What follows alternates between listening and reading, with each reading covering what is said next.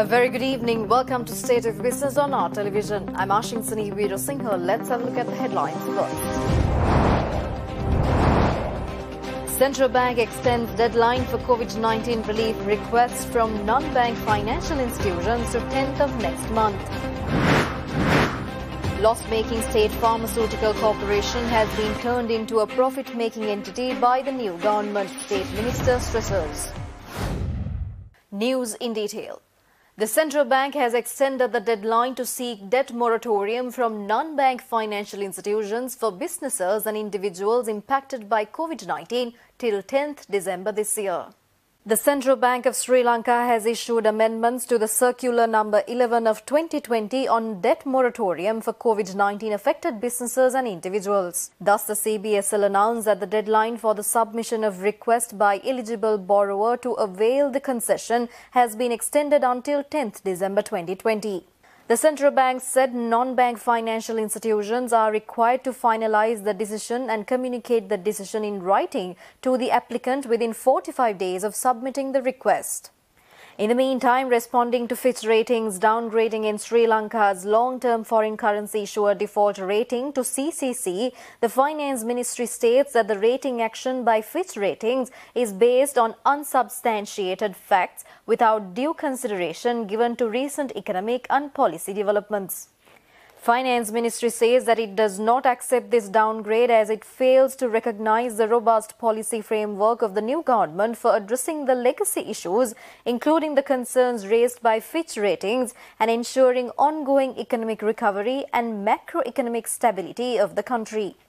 Finance Ministry further states that the Fitch Ratings assessment has ignored several key proposals presented in the Government Budget 2021 with regard to deficit financing in the period ahead.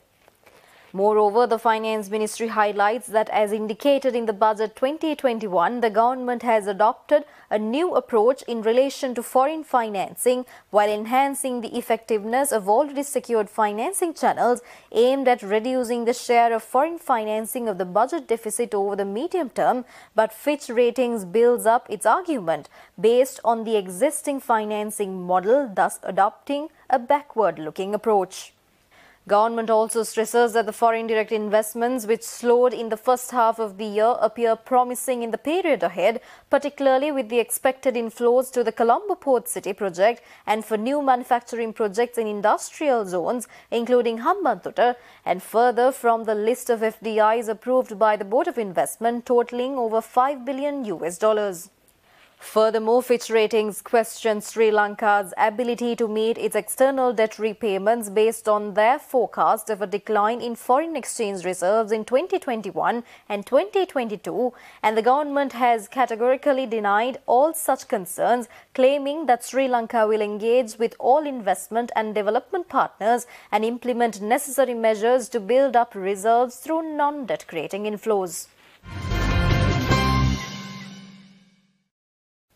One of the leading stockbrokers in Sri Lanka, JB Securities, predicts that vehicle import tax revenue will severely drop in 2020 with below 50 billion rupees compared to 140 billion rupees in 2019 due to the temporary import ban of motor vehicles imposed by the government. JB Securities says that the country had 4,236 units of vehicles registered in October this year, which is a huge slump compared to 29,659 units registered in October last year. JB Securities says that in October, motor car registrations fell to a mere 148 units compared to 550 units in September and 2,512 units a year ago. The three-wheeler registrations has plumped to 19 units in October, down from 93 units in September and 1,039 units a year ago. Similarly, registration of two-wheelers recorded 3,128 units in the month, significantly down from 9,020 in September and 21,918 registrations 1 year ago. Moreover, JB Securities says that the industry is looking for clarity on the future status of import controls, urging the government to come up with an actual timeline as to when and how these import controls would be lifted in order for firms to come up with their survival plans during this difficult period. Amidst unprecedented disorder brought by the COVID-19 impact, Valuable Finance has continued to set the bar soaring, with profits before tax reaching a high of 890 million rupees for the first 6 months ending September 2020. Thus, Valuable Finance's total assets has crossed 52 billion rupees, growing by 4%. Accordingly, deposits has amassed 30 billion rupees during the first half of the year, growing exponentially by 8.81% over the previous period. Meanwhile, the company grew its loan book by 4%, reaching 41.8 billion rupees from a previous 40.2 billion rupees. Non-performing loans ratio of 6.68% mutes testimony to the company's legacy of financial stewardship. Moreover, Valuable Finance has commenced its 17-story head office complex along with an uninterrupted branch expansion, extending its routes to Ambalanthota, Tambuttegama, Kohuwala and Jaila during this period. Notably, Valuable Finance has been honoured and awarded as the Brand of the Year 2020 in Sri Lanka, while upgrading its brand rating to A+, being a strong and respected industry name. Stay tuned for more news after this short. Welcome back after the break. The COVID-19 recoveries count in the country has crossed 17,500 after another 558 COVID-19 patients were discharged today after a full recovery from the virus. In the meantime, the isolation status imposed in several areas in Colombo and Gampaha districts was lifted at 5 a.m. today. Thereby, Peta, Forsho and Mattakulia are no longer under lockdown, with isolation lifted from the police jurisdictions at 5 a.m. today. Moreover, Nigambo and Ragama police jurisdictions in the Gampaha district were also released from the isolation statuses. In addition to this, areas in Mattakulia and Vallampitiya were isolated from 5 a.m. today, including the Randhiya Uyana housing scheme and the south of Ferguson Road in the Mattakulia police jurisdiction, and the Lux and the 7 housing scheme, Salamul Grama Niladhari division and the Vijayapura Grama Niladhari division in the Vallampitiya police jurisdiction. Moreover, 10 police jurisdictions and 2 Grama Niladhari divisions continue to be isolated in the Colombo district, while Wattala, Paliyagoda and Kalaniya police jurisdictions in the Gampaha district are also continued to be under isolation, with several other isolated areas in other districts. Thereby, over 23,000 COVID-19 cases have been identified in Sri Lanka, including 496 persons who tested positive for the virus yesterday. On the other hand, the tally of COVID-19 recoveries in Sri Lanka went up as 558 patients were discharged upon returning to health today. Thus, the total recoveries count now stands at 17,560. Moreover, the Health Promotion Bureau states that 12,031 PCR tests have been conducted in the country yesterday. Leader of the Lanka Samasamaja Party and parliamentarian Professor Tissa Vitarana says that the coronavirus could be defeated by just following few basic health rules. He made these observations addressing the media together with General Secretary of the Communist Party, Dr. G. Veerasinghe, in Colombo last week.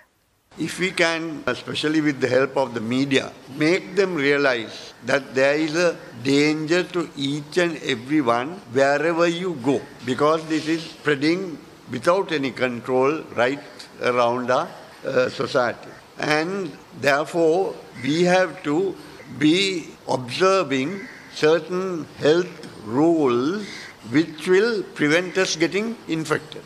And these are very simple. The wearing of this mask properly at all times, especially when we get out of the house and mix with other people. Necessity to frequently wash our hands whenever we touch any objects even outside which may have some virus on them, and wash with soap and water.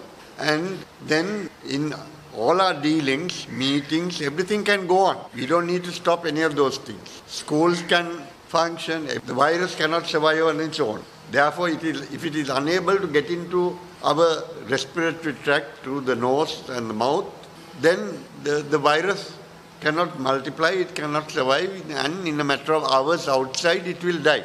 Therefore, we can even get rid of the virus completely from our country. State Minister of Pharmaceutical Production, Supply and Regulation, Professor Channa Jayasumana says that the State Pharmaceutical Corporation, which was operating under huge losses, has already been turned into a profit-making entity by the new government. State Minister Professor Channa Jayasumana made these revelations joining in the committee stages debate of the Appropriation Bill 2021 this morning in Parliament. විශේෂයෙන්ම අපිට රජයේ හිමි වෙනකොට රුපියල් බිලියන 16ක හිඟ මුදලක් එක්ක තමයි SPC ආයතනය ලබා දුන්නේ. ඒ වගේම රුපියල් බිලියන 6 බැගින් වූ බැංකු ණය දෙකක් අපිට ලබා දුන්නා. ඒ කියන්නේ සමස්ත වශයෙන් ගත්තොත් එහෙම රුපියල් බිලියන 28ක පොල්ලක් එක තමයි අපිට සභාපතිතුමනි බාර දුන්නේ. නමුත් ඉතිහාසයේ පළවෙනි වතාවට මේ රාජ්‍ය ඖෂධ නීතිගත සංස්ථාව ආරම්භ කරාට පස්සේ පළවෙනි වතාවට ඒ සියලුම ණය මුදල් පියවලා මේ රාජ්‍ය ඖෂධ නීතිගත සංස්ථාව සියලුම සේවකයන්ට වැටුප් වර්ධකයක් ලබා දීම සඳහා පෞගේ සතියේ කටයුතු යෙදුවා. ඒත් එක්කම 2020 සැප්තැම්බර් මාසයේ වෙනකොට පෙරබදු ලාභය රුපියල් මිලියන 876ක් වෙනවා. මේ වෙනකොට ඔසුසල් 45ක්, බලයලත් බෙදා හරින්නන් 53ක් සහ නියෝජිත ඔසුසල් 103ක් තියෙනවා. ඒ වගේම දියතලාව, මිනුවන්ගොඩ, හම්බන්තොට, පුත්තලම, කුරුණෑගල ඔසුසල් ආරම්භ කරන්න ඉඩම් ලබාගෙන තිනවා. ඒ ඉදිකිරීම් කටයුතු ආරම්භ කරන්න නියමිතයි. ලබන වර්ෂයේ ඇතුළත නව ඔසුසල් 20ක් මීට අතිරේක වශයෙන් ආරම්භ කරන්න අප බලාපොරොත්තු වෙනවා. We'll be back with stock updates after this short break. Welcome back after the break. The trading at Colombo Stock Exchange ended on a positive note today.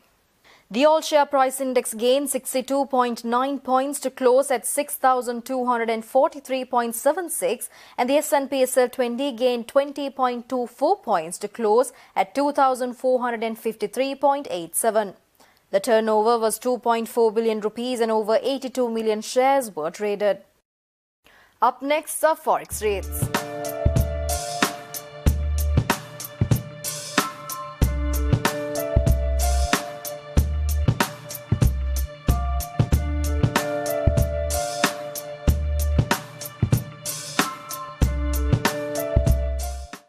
And that's all the news for today. See you tomorrow with State of Business at the usual time. Until then, take care. Good night.